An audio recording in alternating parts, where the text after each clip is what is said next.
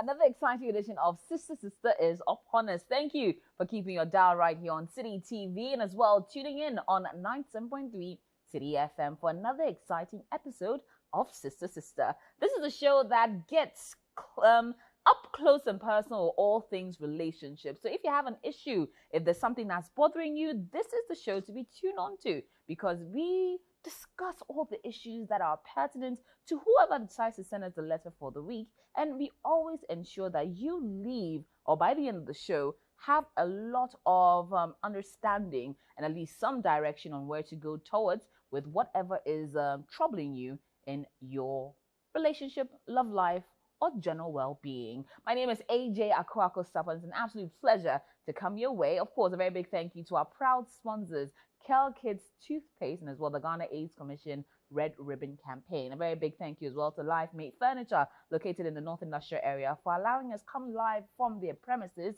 each and every week. When we come back, there'll be so much in store for you, so don't go anywhere. Sister returns right after this.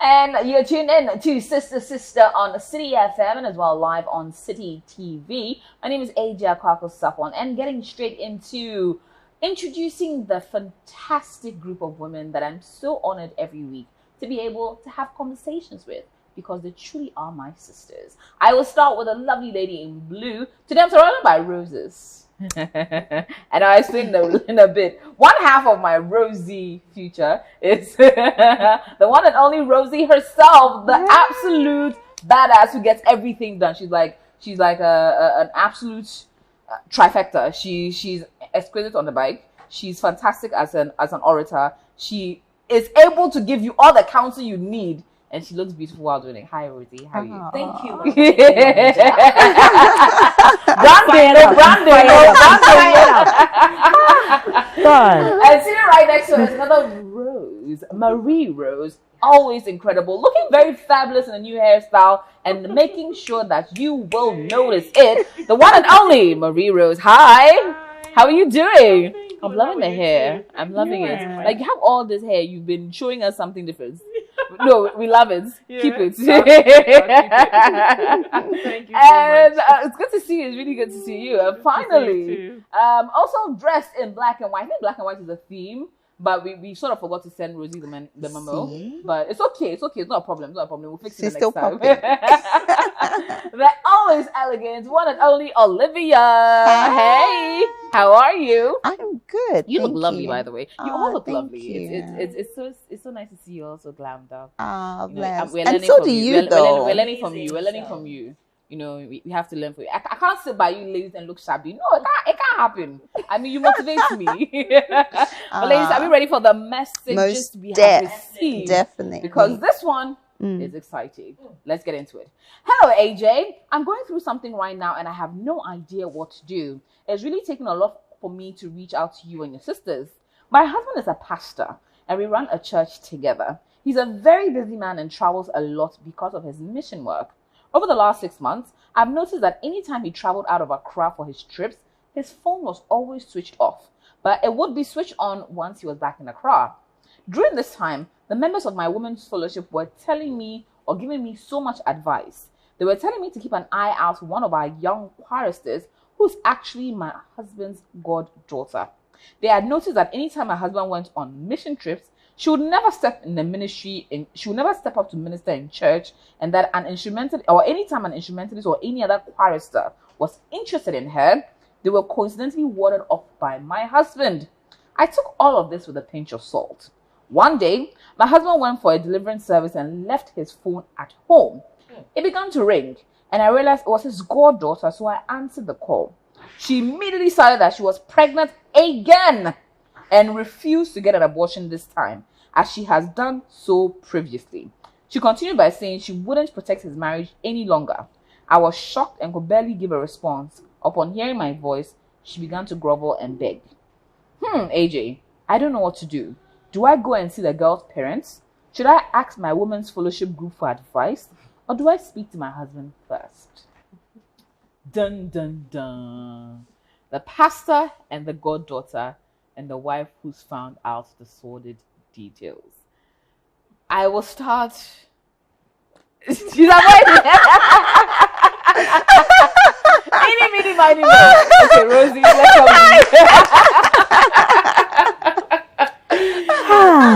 Listening to this, what are you thinking? I wished I had gone second or third, but never mind. So, you see, stories like this, they hit me in very funny spots, okay? So, first and foremost, we are looking at the fact that the man involved is a pastor. And once you're a pastor, you are in a space of respect, and, people are afraid to tell you touch not my anointed. And I'm thinking that even if his personality is the kind that you cannot correct him or tell him what is going wrong, it becomes difficult to talk to him and even tell him that, look, what you're doing is bad. And that is why the women's fellowship are giving information small to the wife. Because they can't come forth as giving the wife the full facts. Yes. Otherwise, the pastor may have an issue with them, may even have an issue with his wife. But they're giving the wife hints to be able to, use it as a weapon to work with to find out what is going on. And I keep saying that, look, listen, there's nothing hidden under the sun. Absolutely. You know what I mean? When you start doing these things, especially when you're in a place of respect, a place of leadership, a place of where you take control of everything, you realize that some of these things, it's just a matter of time, it comes out. Now let's go to the details. You see, women's fellowship. I'm trying to, look, I don't want to sound like I'm bashing the church, but you see, I don't see why people in organizations like this, especially in a church, cannot come together and call the man out. I don't see why they can, for instance, not boycott the church, for instance, and not show up. Yeah. Because this goes against the very bane of morality. It goes against the very reason why the church was set up. How can you be taking advantage of your goddaughter? Yeah. What kind of respect are you showing to your wife? There are certain things when you're in that kind of leadership, you shouldn't be seen as dotting your things all over the place. Yeah. You need to exude some level of responsibility. Once you start doing these things, you think that is someone who is gossiping about you, who is talking about you, but indeed it's your actions that is speaking for itself. You know what I mean? And I'm very sorry for the way the woman found out. I mean, it's really sad that you see your goddaughter calling. People have said it, people have gossiped about it. You just took it with a pinch of salt. So, you know what? That's a goddaughter. Like, if it was my own daughter, he's just warding people off because, he wants the best for her and all that.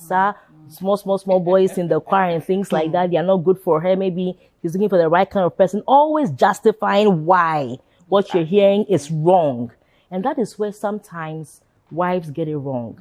I'm not saying that you start roasting your husband when you hear things, but sometimes when you hear certain things, especially in that, like, it's so consistent, like it's coming. So you just need to take a step back and watch and observe for yourself.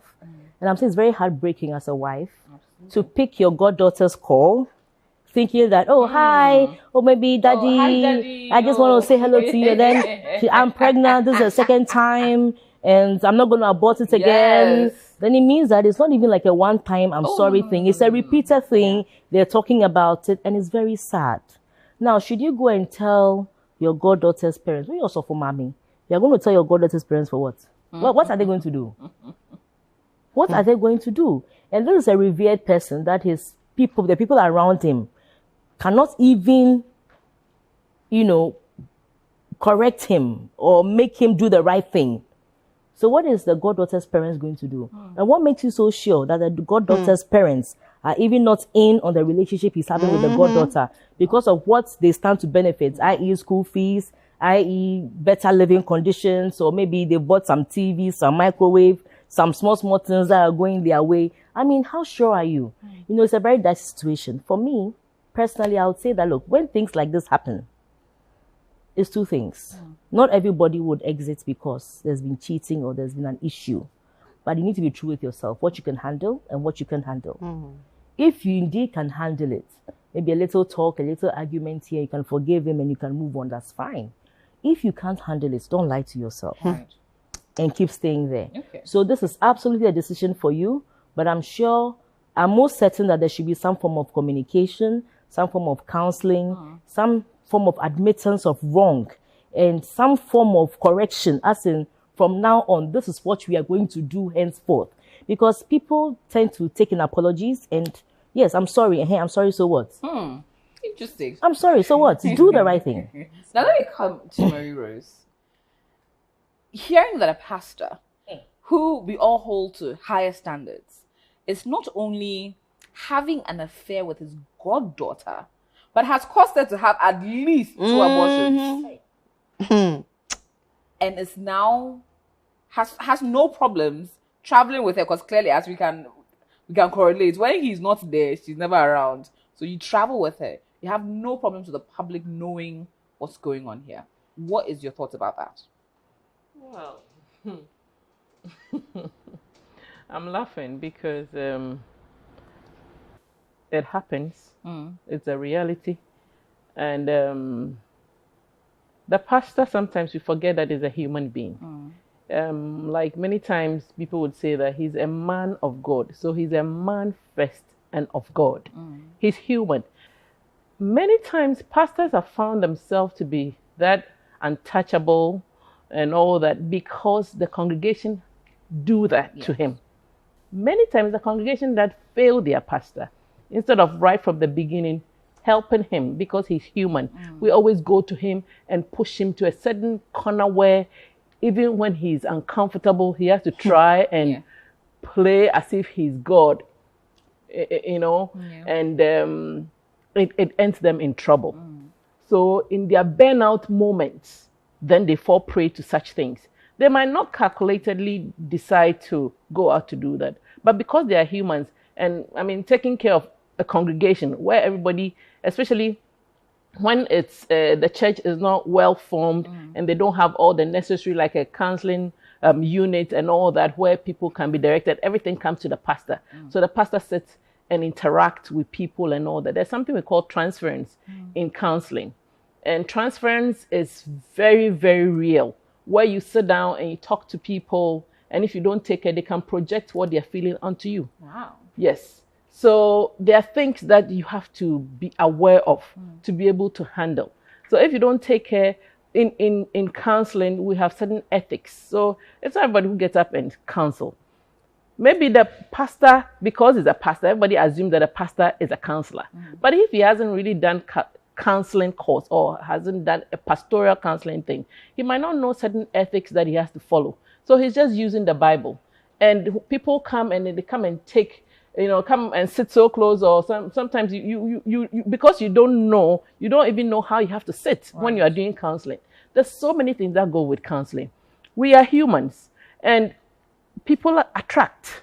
Somebody can come to you and you realize that that's not your mind, but you just see the person and then you see that you start, your mind, tense. So for me, I look at it as the human side of him. But if he continues doing that, then he needs help.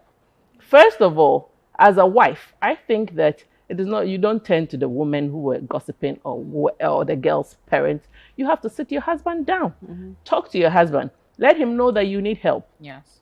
Let him confess and acknowledge the fact that I messed up. This is what I did. And then the two of you have to work out your forgiveness. You have to go through counseling. Most of the time, even if it is a one-man church, there must be some kind of an executive body or an advisory body, or they will be joined to some other churches, or that pastor would have a senior pastor, a mentor that he looks up to. So you have to come to that point where if he admits, you have to go to a higher person who can help you through. Right. And then you go through counseling and all that. So it's not a question of leaving your marriage unless the two of you go through all the process and it doesn't work.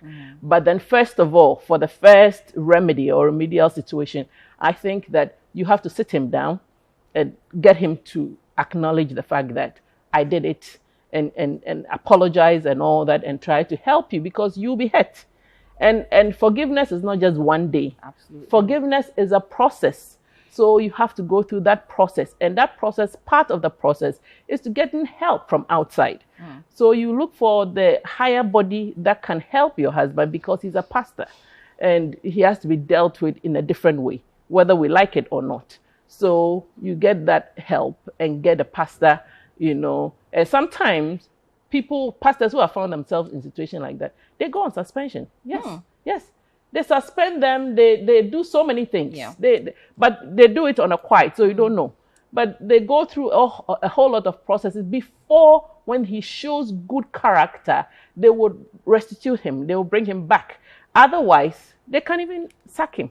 So it's not that the pastors do what they want, except the pastor is, just autonomous, doesn't work with any other person, and is all into, he's all onto himself and doing everything all by himself and doesn't listen to advice from anybody. And for such pastors, you have to be aware of, because they have to be able to revert to somebody. If they can't revert to somebody, then you have to be very careful about. So in that situation, I would think that even if that pastor doesn't have anywhere they can revert to, then the wife too would have contributed, because the wife would have to help him to be able to associate with other pastors, so that in times like that, you can solve your problem, with other help. Let me come to you, Olivia. Your thoughts about this really dicey situation? Sometimes I ask myself, when these guys go to pastoral school, what do they understand as being God's representative? I'm not even talking about or like every single pastor out there, but as Christians or as children of God, what does it mean to be a representative of God? And you go out there as a pastor and you're preaching to a congregation and you're shagging your goddaughter. So it makes me wonder, this guy, and you told your wife that you're going for a deliverance service. Like, at which point in time do you think you are worthy enough to be delivering somebody? You don't need deliverance. You need a crusade. Hey. Like, there's everything wrong with that. And, this guy, he really needs to listen to some of my pastor's messages, because my pastor is constantly blasting people like that. He's constantly, and if you have weaknesses as a man of God, right, what you need to do is to build boundaries around you. You don't fuel the situation. Take some helpless girl. Perhaps you were the one who even broke her virginity. And then afterwards you turn around and come back and preach and lay your hands on people. Does he know what it means to lay hands on people? Is he transferring his spirit of adultery on people? And what does he mean? Like, when he reads the word of God, which part makes sense to him? Thou shalt not commit adultery. Thou shalt not sin, now I forget, because me brief. There's so many commandments in the word of God that sort of helps to guide us and show us what to do. So if you're not well versed with God's word, what place do you have as his representative? And it's about time that we as Christians, we know God for ourselves. We read the Bible for ourselves and we try to live godly lives. We live right by God. We live right by man. It's all in God's word. You see, did Jesus have a goddaughter? Was he, everything?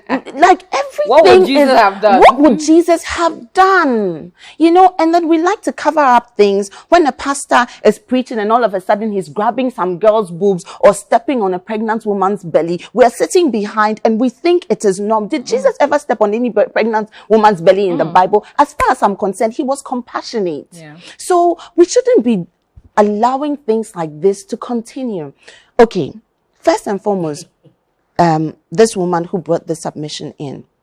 The question is, does your husband see anything wrong with what he's done? Does he even acknowledge the enormity of the situation? Because right now, assuming, through some divine intervention, he actually repents and he's very sorry. I didn't know, I came under the devil's spell, yada, yada, yada, yada. When you were taking her knickers of the devil, anyway, that's just by the by. But through some way, if he admits that, he's sorry about everything, the question is, there's a girl involved. There's a child who didn't ask to be here involved. What is it going to look like in front of the entire congregation. In terms of people's faith as Christians, what is it looking like? What is the big picture looking like?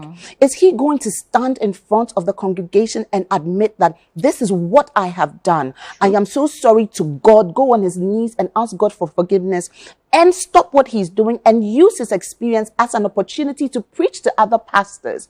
Is he ready to do that? Because he needs to be an example to other pastors. He needs to be an example to the church. And once you admit in front of the church that I have done wrong by God, I have done wrong to this child. And the question is, does this couple, do they have children? What's going to happen? Is he going to have to marry this girl in addition to his wife? And even so, this child coming in, is she going to adopt this child? Like, there's so many things that are happening here just besides, oh, I'm sorry, forgiveness, yada, yada, yada, yada. Like, how do you deal with it and the consequences? So have that conversation with him, but it's going to be tough. Know that it's going to be tough. And in the case that he's very defiant, he doesn't want to know, he's, he's a man of God, yada, yada. If I were you, honey babe, I'm not sitting in there for anything, because it's too disgraceful for my liking. And Jesus does not work like that. And there's definitely not the Spirit of God in him acting like that. Now, coming to that notion, he apologizes. He asks to make amends, ready to deal with the consequences of his actions. Is it worth staying as Osofumame? Is it worth staying for? Well, we'll find out right after this break. Of course, keep your messages coming in. Use the hashtag #sister. When I come back, I'll be speaking to you some more.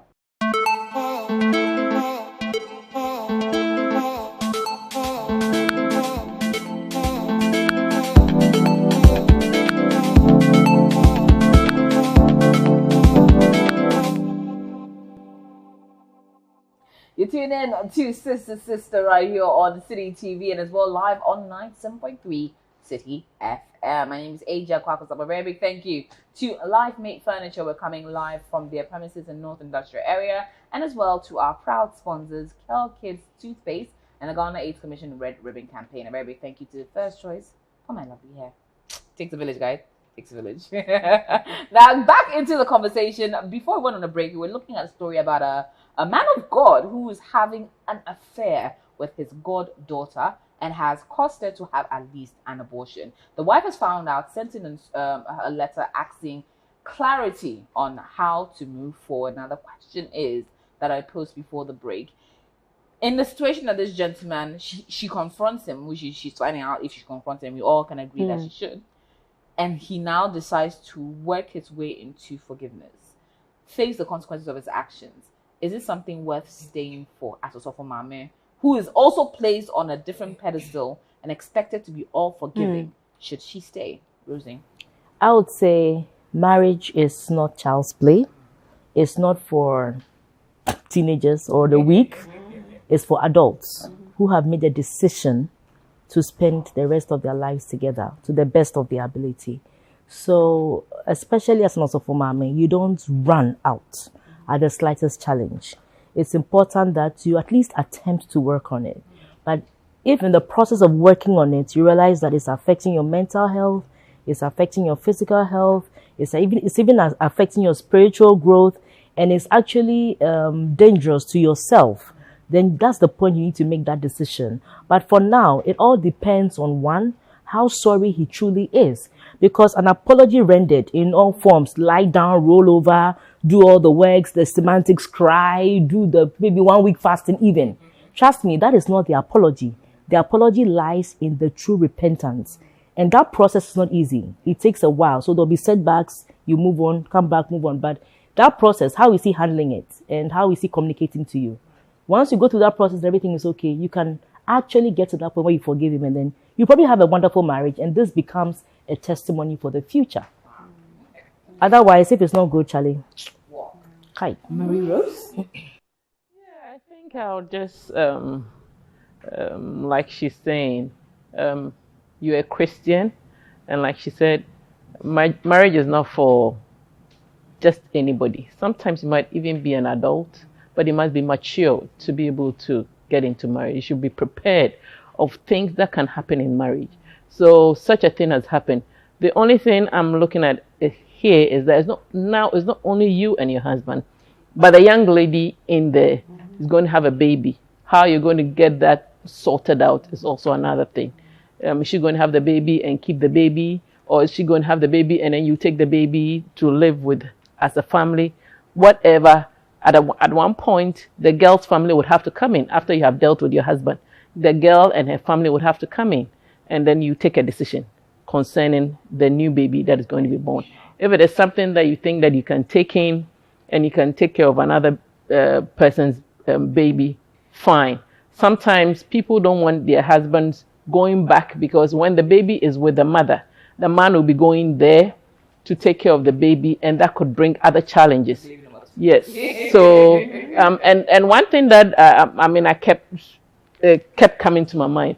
The reason why I think the pastor kept doing that and over again, and sometimes like your mind Bible says that your mind becomes seared. When it's always advised that when you are in a relationship or something, or when you get into some of these things, stay away, abstain from sex, because once you do it, you will do it again. Once you do one, you've broken that barrier or boundary, and you will do it again and again and again. So whether it is the girl who enticed him or he went, whatever that it is good that you try and stay away from that person. And so a decision would have to be taken concerning that woman and the baby and his wife, if the wife is staying. And even if they have kids and the kids are old enough, they have to deal with the kids. The children would have to understand what is happening, because a new baby will be coming in, and they have to deal with it. So it's a whole package in itself, and it has to be dealt with holistically. It's not dealing with part and leaving it.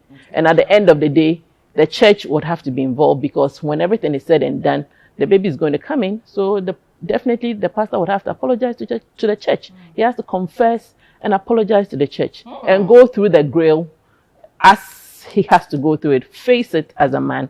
And at the end of the day, he can be restored. When he's really, really repented, he can be restored. And because the gift of God, Bible says the gift and callings of God, they are without repentance. That gift will be there. And that is the reason why some men take advantage, because he will still be anointed. He can still do certain things. He might go and mess up, but he can do certain things as a gift that God has given him. And so when they have that gift, they can mess up. So that gift can be there. But we have to be very careful. We don't abuse it, because at the end of the day, you're going to account to God. And that is the most important thing that you have to think about. Yeah. Now let me come to you, Olivia. In the situation that he does work on himself, asks for forgiveness, truly repents, should she stay? Yes. Okay. It's tough, but yes. Just because this will give her a story to tell, and she can use it as an opportunity to encourage others in situations. Most of the time is there's a saying that God will never give you a cross that's too heavy for you to carry. Sometimes it's tough. Sometimes we don't know how. Or there's always a story in there somewhere that's meant to encourage somebody, because it's through the pain and through the sorrow that you unearth the strength within you to be able to motivate someone and to be a blessing unto someone. But when Mary Rose was talking, I just had a bit of a flashback regarding one of the sermons my pastor would usually preach in church about Abraham and Sarah and how they couldn't wait. And their story was obviously peculiar because Sarah couldn't wait anymore to have a child. And then, she asked her servant girl to get involved. And while he preached, it took me, he cited examples as to how it would look like in the 21st century right now, whereby a servant girl feels like, I've done your husband, so mina missy, so like, I'm what's up, like you're old school and stuff. I'm the new wave. Exactly. And how Sarah had to immediately change things around and say, we cannot live with this girl anymore, so she has to go. So again, another example, not necessarily having to do with a child, with them wanting a child, but a clear case of having another person in your marriage. The question is, this girl and this baby moving forward, is it going to be a second wife? Are you going to ask them to go? Are you going to take the baby and let the girl go, continue her education? How much involvement is your husband going to have in this girl's life and in this child's life? And that is where the challenge really lies, because forgiveness is not that easy. It's an everyday, terrible, tough decision to make. And she will be forever reminded, no matter how soft her heart is towards her husband, because that child is not going anywhere. Absolutely. So it's a tough decision to make. Well, we shall move on to our next story, but of course, we'd love to hear from you as well. Use the hashtag #sister and let us know if you are capable of forgiveness if you were placed in this particular woman's situation, or perhaps you have some additional ideas on how she should react or change or figure it out in her story. So please let us know, hashtag #sister. Now let's move on to story number 2. Hi AJ, I've been going through a crazy few months and I really need your advice. About a year ago, I met this amazing man. He was everything I was looking for and we got on so well together. We began dating and it got serious quickly. At a point, I decided it was time to officially introduce him to my older sister. Her opinion had always meant a lot to me, and she's always been my best friend. I invited both of them for dinner at my place. They seemed to be getting along well. During dinner, I had to leave at some point to check on something in the kitchen. As I was there, it seemed my older sister had taken a liking to my boyfriend and they exchanged contacts. At the time, I was oblivious to all of this. For the next few months, our relationship was going well, but little did I know that he and my sister were dating on the side. One day, I was over at his place when someone began to video call him. I picked up the phone and was so confused when I saw my sister's profile picture. I quickly picked up the call to see my older sister's face. The story quickly unraveled as I demanded answers from both of them. I have lost my boyfriend and my best friend. How do I move on from this? What do I do? This is tough. I would assume there's a girl code that is an unspoken rule that you don't touch what I like, you don't go for people that I'm interested in, and you certainly don't date someone at the same time. Not even with your best friend, your sister. Your sister. Now, let me start for Marie Rose. The question I'm asking myself is that she invited the two of them. Yes. For dinner. Yes. She went into the kitchen or somewhere to do something, they exchanged. Yes. But did she do the introduction? Yes, as her sister, my sister meets my boyfriend meets my sister. I want you to vet him. And vet him and let me know exactly. Yes. She vetted for herself. And she rather says, you know what, let's combine. I like it, you like it, you cannot share. Sharing is caring. Not in this case. Sharing is caring, that's a fact. Well, this is a real dicey thing. I mean, it's not done. I'll just say it's not done. Because, like you're saying, girl code, how can you, for the love of family, for the love of a sister, no matter how good the person looks, this is my sister's property. Yes. This is my sister's interest, and I have to protect my sister's interest. Always. So why do I have to go for it? Why would you even be secretive about it? And what kind of conversations were they having? How often was she calling him?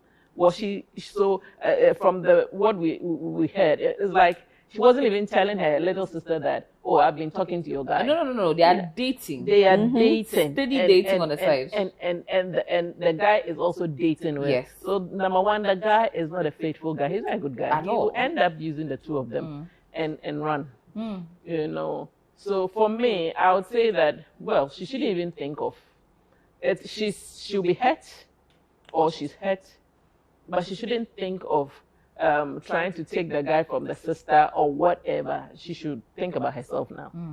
The first thing is she should just retract or get out of that relationship, cut it out, because the guy is not good enough.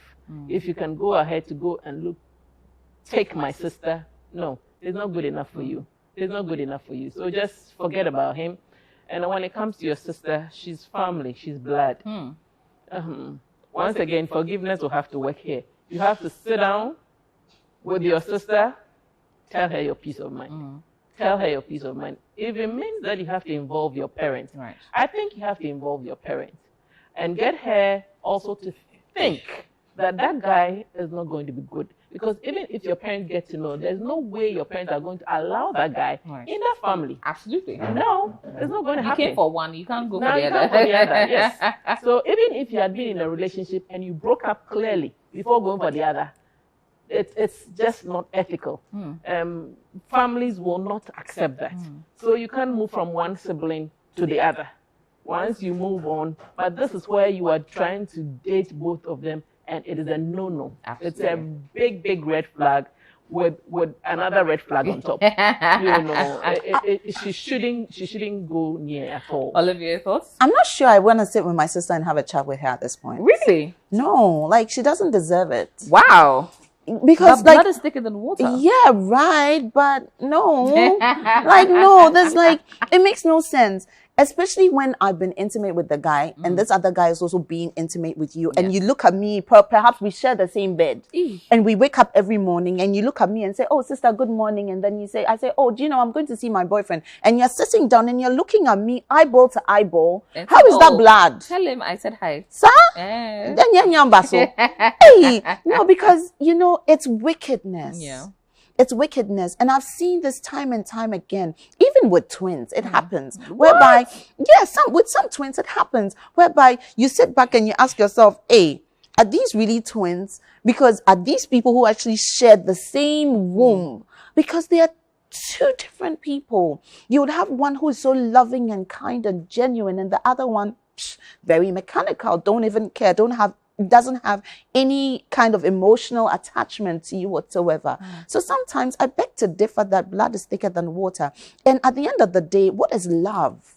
What does it mean to love your sister? What does it mean to love your brother?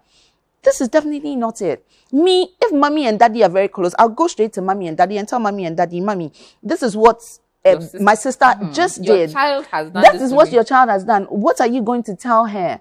And mommy and daddy, moving forward, I don't think I would even be comfortable to even bring anybody close to my sister. And she's broken the trust. She's broken the bond. She's broken everything. So it's going to be tough. So I don't know what she's going to do, but I don't think she needs to do anything.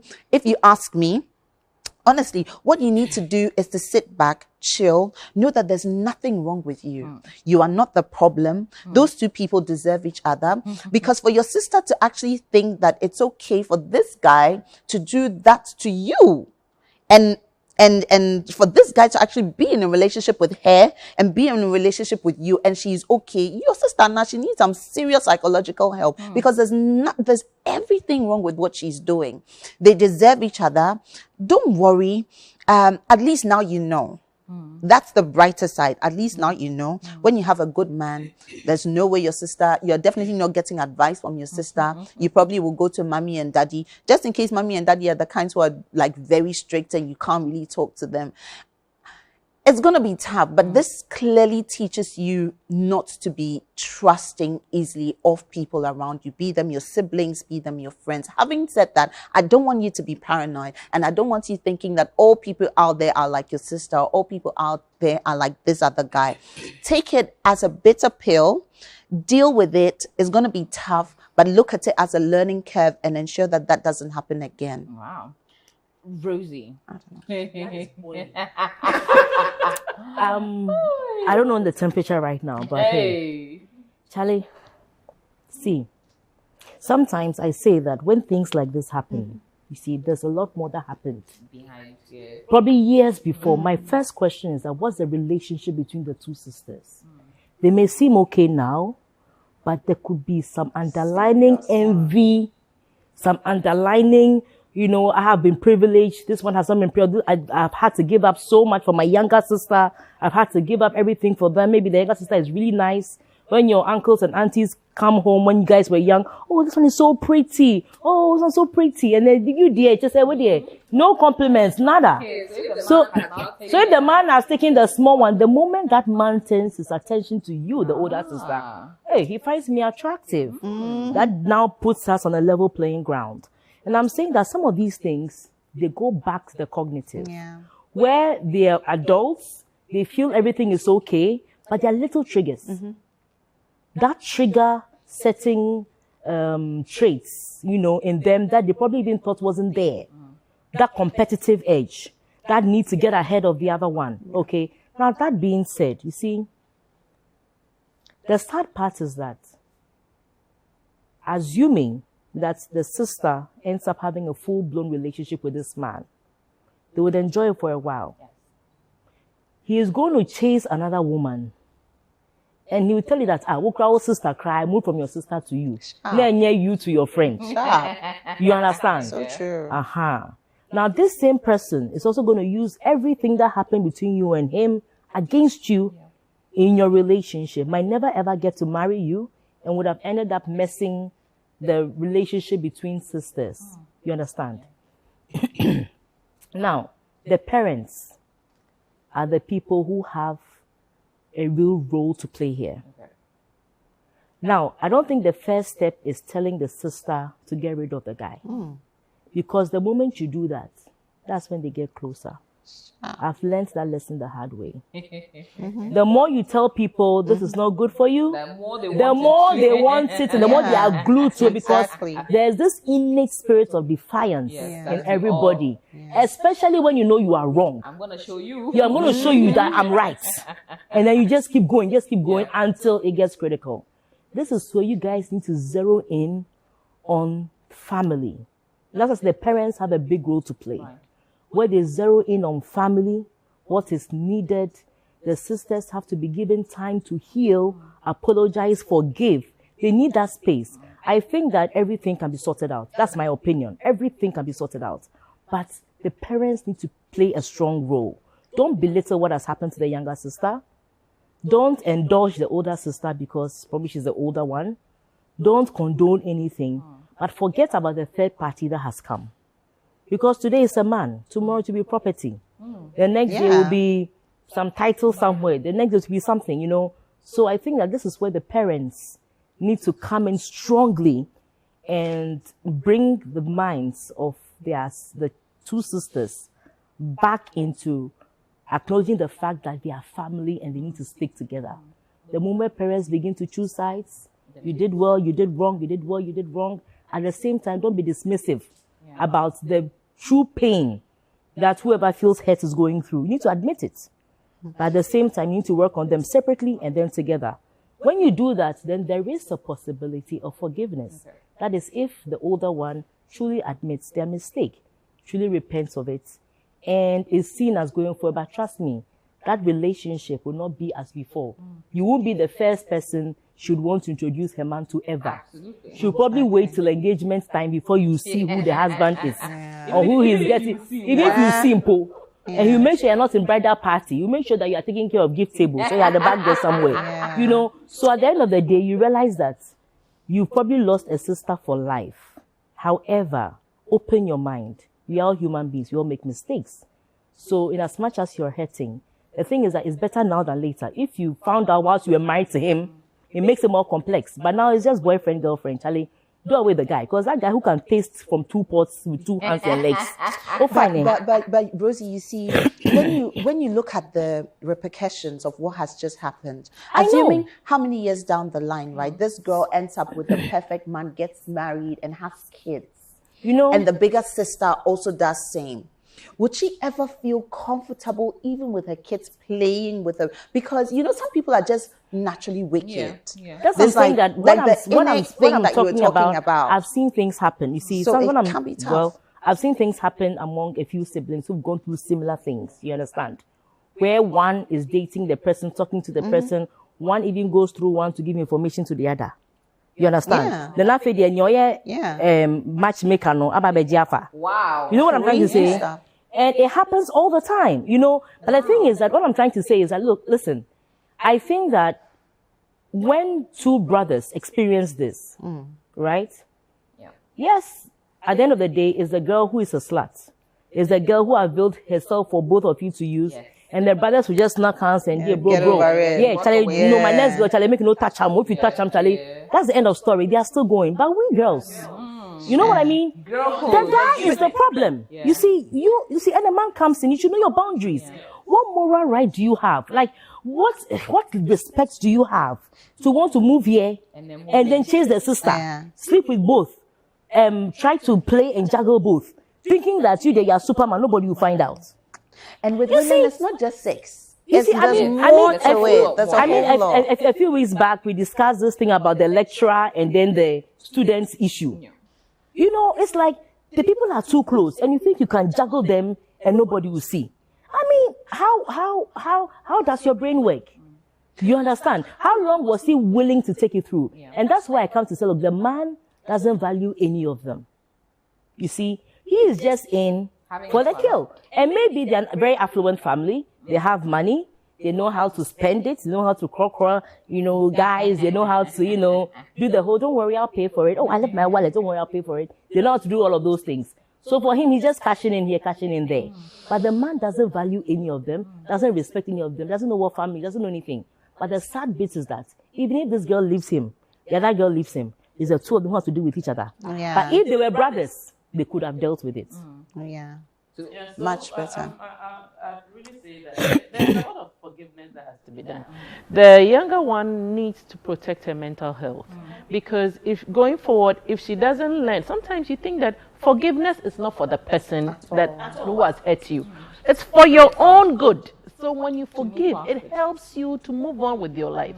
So sometimes you are holding on to and then carrying it on to generations. When you're talking about the fact that even when you marry, you've had a good man, you have children, and you are still, you are carrying into generations. You don't have to push your enemies to your children. No.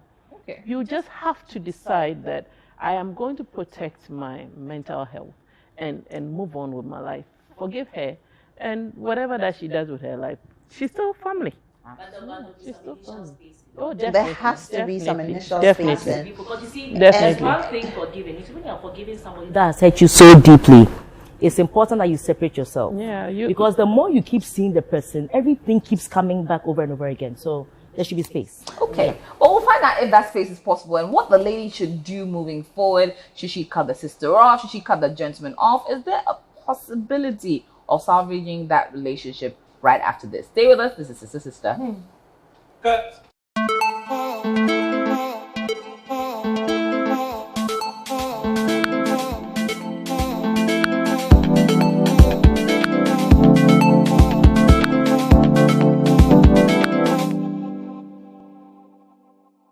You're still watching Sister Sister right here on Citi TV and as well live on Citi FM. What an incredible conversation we're having.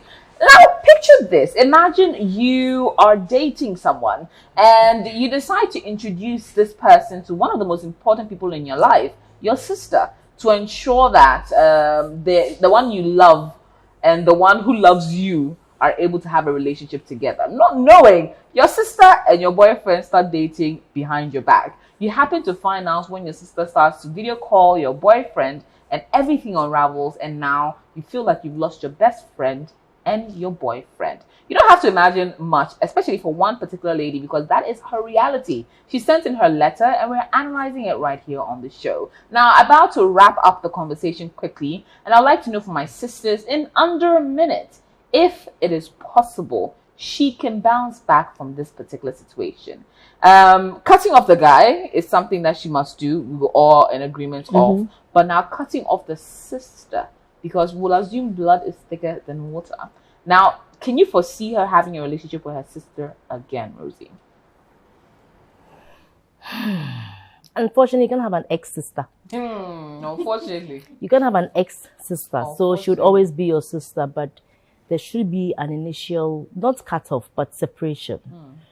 For you to be able to deal with it properly and heal. Once that happens, there could be an opportunity where they could find some common ground, but maybe it might never be as it was. Yeah. Are you Rose? Yes, I also think same because you've been hurt. Definitely is a lesson, and when you take your lesson, you have to work with it. You would think that that's my sister and she's gone on to do all that. Forgiveness, yes, you have to forgive because it's good for you. It's good for your own heart. It's good for your own mental health. But as to doing certain things that you were doing before, you have to advise yourself and you have to make your boundaries very clear this time around. You are sisters. So whatever that you do, you share the same parents, you'll be sisters. But when you're sisters, doesn't mean that you necessarily have to be friends.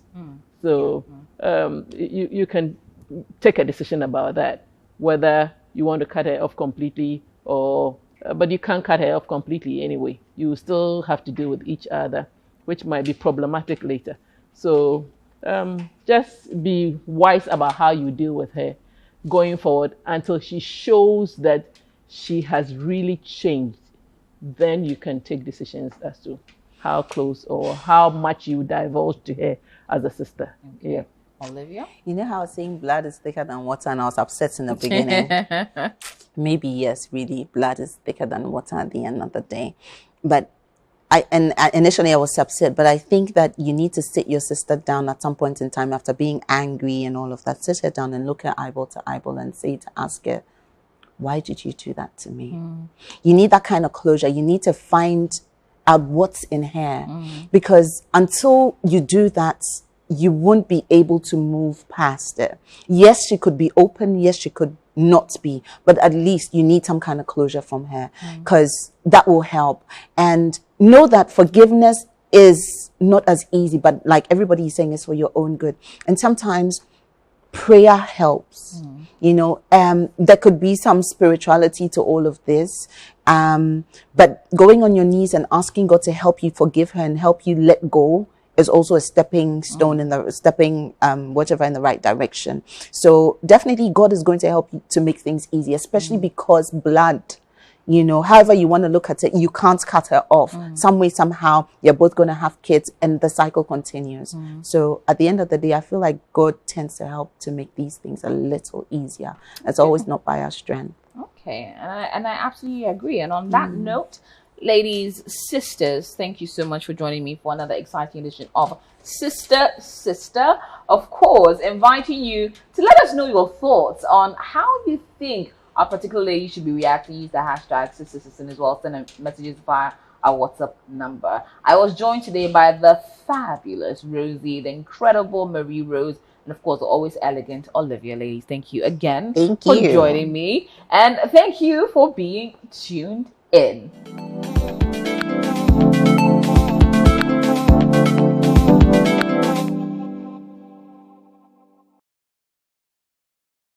Now, I cannot wrap it up without giving you a little bit of my thoughts on the two stories that we have today. For our very first lady, our lady pastor or pastor's wife, who's dealing with this very unfortunate situation where her husband has been discovered being a serial cheat and possibly, amongst many other sins, has impregnated his goddaughter. I would advise that you really do speak to people that can help you get some clarity, especially the emotions you're feeling. Now, as my sisters rightly said, perhaps if he is truly repentant, you may consider working through your marriage as it is, or maybe for your own mental health, if it strikes you as you cannot deal with it or cannot be able to build or rebuild your relationship from what it was, do not be afraid to walk away from whatever it is that may be, from a situation that you feel yourself unable to deal with again. Of course, always put it into prayer. As someone who's also being held to higher standards, especially as the church looks at you, please try and give it all, your all, in trying to get some clarity, trying to get to a proper resolution of the scenario, especially as there's a child involved and as your goddaughter is refusing to have an abortion. It's something that you really need to consider and look at all angles and find the best possible way to deal with this situation. To our lady who is dealing with the biggest heartbreak, where she's lost both a boyfriend and a sister to the most ultimate betrayal, we hope that you find the peace that you really deserve. We hope that you're able to find someone who's able to help you sort out your feelings. Please think of a possibility of getting away, sorting out your feelings before dealing with anything. The gentleman, as we can all rightly agree, is of no good and no consequence. And you really should consider not getting back together with him. But with family will always be family. And you probably will have many other scenarios in the near future to have to interact with your sister. So forgiveness is something that you should definitely consider. And a very big thank you to everyone that has been tuned in. We invite you, if you have something that is bothering you, or you just want some understanding, or you want someone to voice out your anguish, your frustrations to, please send us a letter.